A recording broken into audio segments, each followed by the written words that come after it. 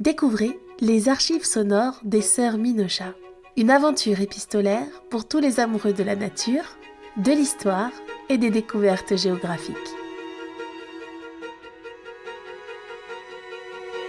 Bienvenue dans cet épisode des Lettres Minocha. Aujourd'hui, nous suivons Perséphone et Lila dans leur premier voyage temporel. Quoi de mieux que rencontrer son idole pour commencer une aventure épique?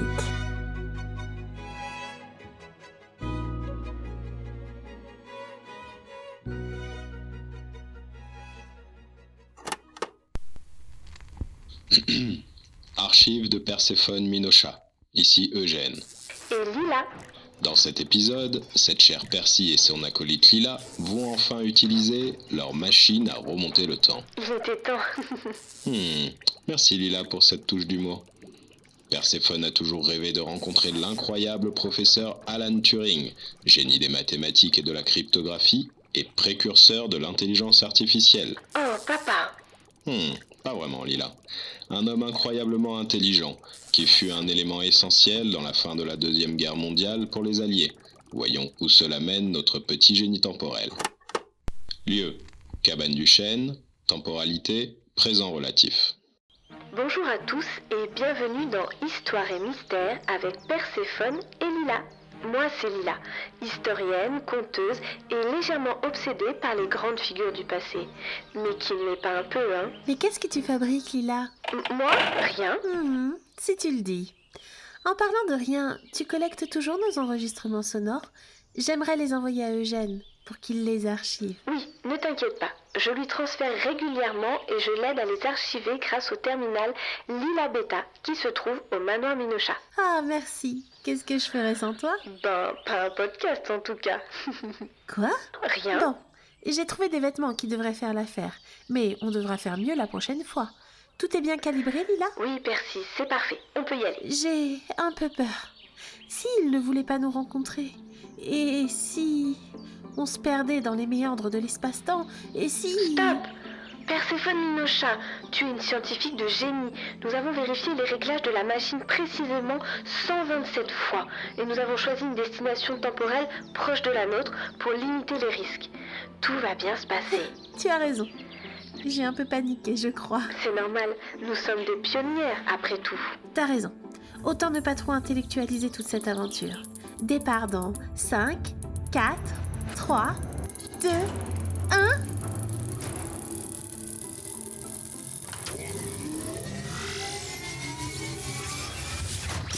Oh mais Dieu, on a réussi, Lila. Tu as vu ça?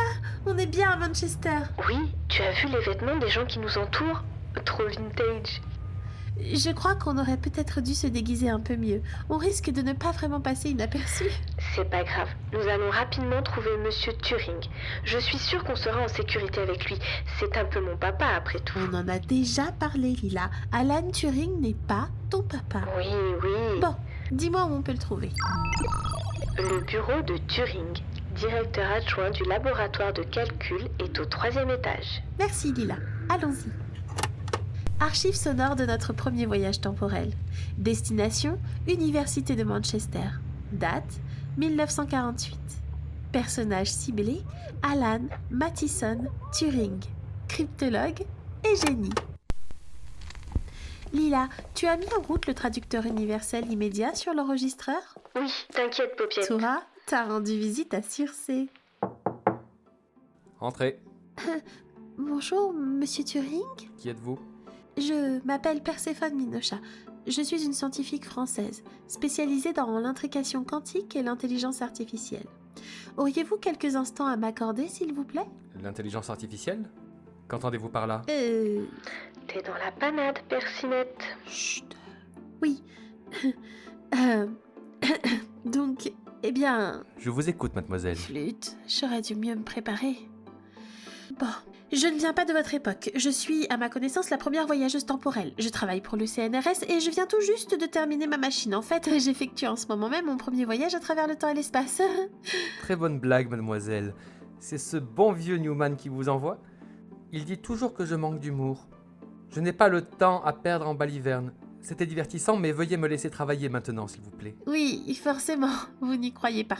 Flûte et double flûte. Montre-moi, patate. Qui a dit ça? Oh, bon bah, foutu pour foutu. Écoutez, monsieur Turing, vous devriez peut-être vous Je asseoir. suis déjà assis, mademoiselle. Vous êtes sûr que vous êtes un scientifique? Vous m'avez l'air un peu... limité. Je vous permets pas ou... Lila, s'il te plaît, tu ne me facilites pas la tâche. Désolé, monsieur Turing, j'ai pas l'habitude de beaucoup sortir de mon labo, alors voyager dans le temps pour rencontrer une des plus grandes figures des sciences technologiques, je suis un peu chamboulée, voyez-vous.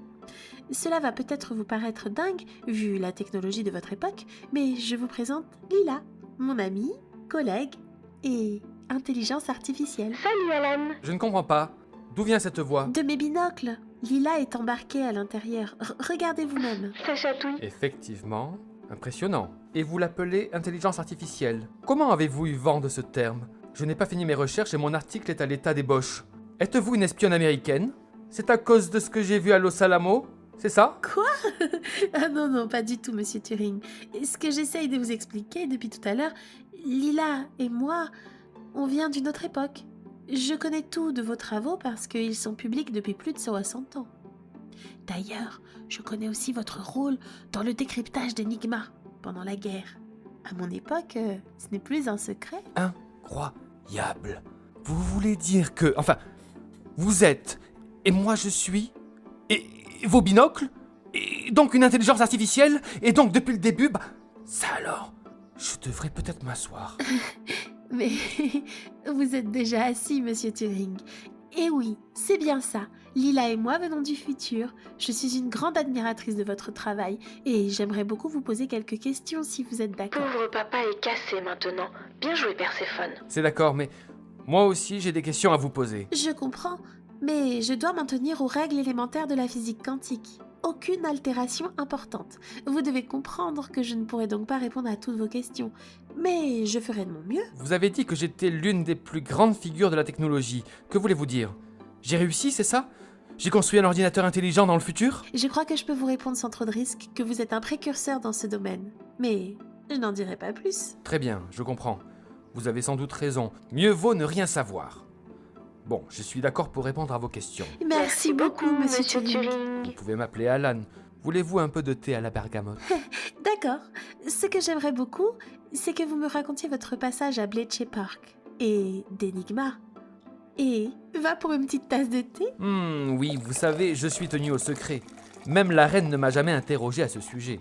Mais puisque vous venez clairement du futur et que vous êtes déjà au courant de la plupart de ces secrets, j'imagine que je peux vous raconter cette histoire. Youpi. Ah, Enigma. Ce fut le plus grand défi de ma vie. Imaginez une machine infernale, capable de coder un message différemment à chaque frappe, créant des milliards de combinaisons par jour.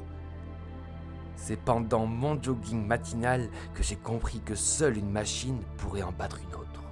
Nous avons conçu la bombe. Une immense machine, analysant des milliers de combinaisons en un temps record.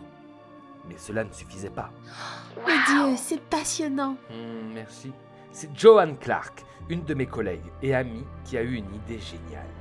Nous avons cherché des répétitions, des mots que nous savions apparaître dans les messages allemands comme « Heil Hitler ». Et grâce à cela, nous avons réussi à briser le code. Oh, cette victoire a changé le cours de la guerre. Grâce à vous, les Alliés ont pu déjouer les plans allemands et avancer vers la libération. C'est tout à fait vrai. Mais à quel prix? Vous savez, les mathématiques ne sont pas qu'une science. Elles sont une forme de poésie. Une manière de déchiffrer le monde, de l'expliquer, de le rendre moins chaotique. Cette guerre nous a tous marqués. Que l'on soit allé sur le champ de bataille ou non. Oui, j'imagine bien que cela a dû être dur pour vous. Il vous a fallu faire des choix difficiles. Absolument. Monsieur Turing, enfin, Alan, je sais que vous êtes un homme en avance sur son temps, incompris et... enfin, que vous êtes obligé de dissimuler qui vous êtes. Oh, vous êtes au courant? Oui, et même si je tiens à respecter les règles du voyage temporel et de la physique quantique, j'aimerais que vous sachiez qu'à mon époque, vous n'auriez pas besoin de vous cacher. Carrément, vous pourriez monter sur un char pendant la guerre. Ça suffit, Lila. Pas trop d'informations. Merci beaucoup de m'avoir confié cela. J'aimerais vous remercier en vous offrant quelque chose, moi aussi. Oh non, vous n'êtes pas obligé de m'offrir quoi que ce soit. Où est-ce que je l'ai rangé, bon sang? Ah, le voilà. Tenez, Perséphone. Ah, merci beaucoup. Et qu'est-ce que c'est? Oh oui, pardon. Il s'agit là de mon carnet de décryptage. Vous y trouverez des équations que je suis le seul à connaître.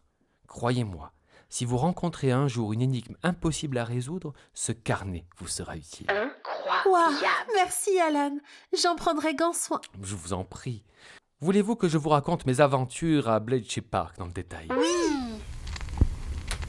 Note supplémentaire. Inutile d'archiver l'échange qui a suivi, j'ai écrit une lettre au destinataire de mon journal de bord. En revanche, la suite est intéressante. Lila, envoie le passage qui va suivre à Eugène. Du coup, c'est sûr, vous n'êtes pas mon papa? Tout à fait, Lila. Je serais plutôt un genre d'arrière-grand-père scientifique. Trop cool, papito. Perséphone, vous l'avez consciemment créé aussi sassy? Oh, absolument pas, mais je l'aime comme ça. C'est vrai qu'elle est attachante. Dites Alan, avez-vous déjà entendu parler de l'Atlantide? L'Atlantide? Non, je suis un homme terre-à-terre. Les légendes et les contes ne m'intéressent pas vraiment.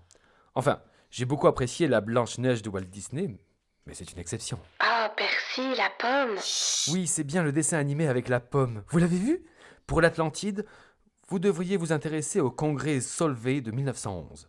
J'ai entendu dire que 2 célèbres scientifiques y ont mentionné cette île mystérieuse. Mon collègue Frederick Gowland Hopkins, prix Nobel de médecine, me l'a raconté autour d'une tasse de thé une fois. Il a surpris une conversation concernant un soi-disant alliage Atlante. Je n'en sais pas plus, j'en suis navré. Lieu, cabane du chêne, temporalité, présent relatif. Tu te rends compte, Percy? Un indice. Oui, on a beaucoup de chance. J'espère que notre voyage en 1911 sera une réussite. Et le cadeau d'Alan. Trop cool. Oui, comme tu dis Lila. Trop cool. Ah, t'as entendu ça? Le bruissement de feuilles? On vit dans la forêt, Percy. Regarde, là-bas. Il y a quelqu'un derrière cet arbre. Oh, tu as raison, il s'enfuit. Est-ce que tu as pu le photographier? Oui, mais l'image est floue.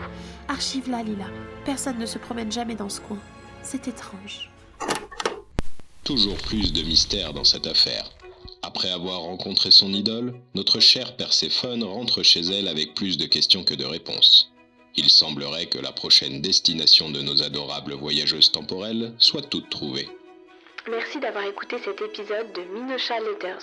Stay tuned pour la suite. Sacré Lila, revenons à nos mystères. Qu'est-ce que ce carnet de décryptage offert par Alan Turing? Quelle est la véritable portée de cet indice sur l'Atlantide? Et surtout, qui était cet étrange inconnu qui les observait dans la forêt? Restez avec nous, car l'aventure ne fait que commencer. Dans le prochain épisode, Perséphone et Lila plongeront dans une époque un peu plus lointaine et peut-être feront-elles une découverte qui changera leur destin. Ce que vous venez d'écouter, ce n'est qu'un fragment. Les lettres Minocha, ce sont aussi de véritables courriers, envoyés chaque mois sur papier, scellés et livrés dans votre boîte aux lettres. Pour plonger plus profondément dans les aventures des sœurs Minocha, rendez-vous sur minocha.fr.